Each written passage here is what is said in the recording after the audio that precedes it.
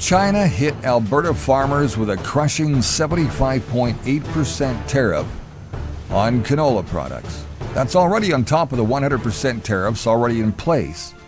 Now, this is threatening to shut down Alberta producers and shut them out of one of the most valuable markets almost entirely. Welcome back to Wake Up Canada News. I'm Brad Wilder.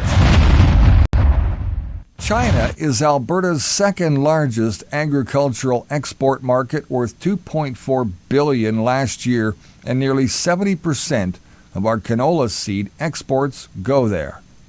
These tariffs are in response to the federal government's imposition of 100% tariffs on Chinese electric vehicles and the 25% tariffs on steel and aluminum. Now Alberta farmers, ranchers, and processors are paying the price.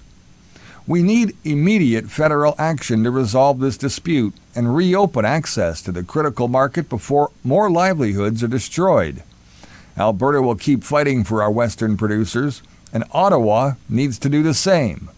The impact of Chinese and canola tariffs on Canadian agri-exports and regional economies is huge. Ongoing tariff directives are creating uncertainty for Canadian businesses, disrupting supply chains and pricing strategies and international competitiveness. As global trade policies shift, whether through trade, new trade agreements, retaliatory measures, or adjustments in duties, companies must navigate, adapt, and evolve. Canadian businesses that engage in cross-border trade will need to prepare for the potential impacts of these tariffs and take action to minimize impact. The imposition of these tariffs is expected to have significant repercussions for Canadians and American businesses alike and the broader economy. If Canadian businesses act as the importer of record, they will face higher operational costs, which can squeeze profit margins, reduce cash flow, and limit their ability to reinvest in growth. If increased costs are passed on to Canadians, well, it may contribute to just more inflation. Like we need that. On the other hand, if U.S. purchasers act as the importer of record, higher prices could reduce demand for Canadian goods, leading to a decline in exports.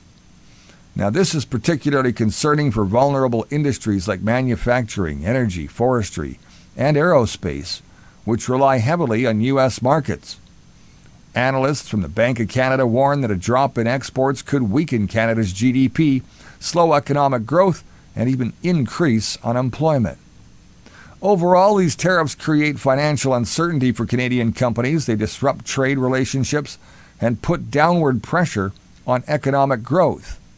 Without effective countermeasures or alternative markets, Canada risks slower economic expansion and potential long-term challenges for key industries. Following resumed tariff conversations with U.S. President Donald Trump, Prime Minister Mark Carney announced Canada will eliminate retaliatory tariffs on U.S. goods qualifying under the CUSMA or USMCA by September 1st, 2025. However, tariffs on steel, aluminum, and automobiles and goods that are not CUSMA and USCMA compliant will remain in place as Canada and the U.S. work toward a new bilateral trade framework. The move comes after the U.S. raised tariffs to 35% on certain Canadian goods on August 1st, 2025, citing ongoing fentanyl concerns and Canada's retaliatory actions. Carney said removing tariffs on CUSMA and USMCA compliant imports will help advance trade talks with the U.S. ahead of 2026 negotiations. In addition to trade efforts, Carney outlined his plans to boost Canada's economy by expanding international trade, accelerating home construction, and investing in national defense. He also highlighted previously announced measures aimed at fast-tracking approvals for major infrastructure products, with the first selections for these nation-building initiatives expected soon. How soon?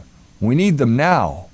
Thanks for watching Wake Up Canada News. Please like, share, and follow us on any of your favorite socials, including YouTube, Facebook, Rumble, BitChute, X, and even our website at wakeupcanadanews.com. Till next time, Remember, you're the voice, and it's time to make it count. I'm Brad Wilder, and I'll see you soon.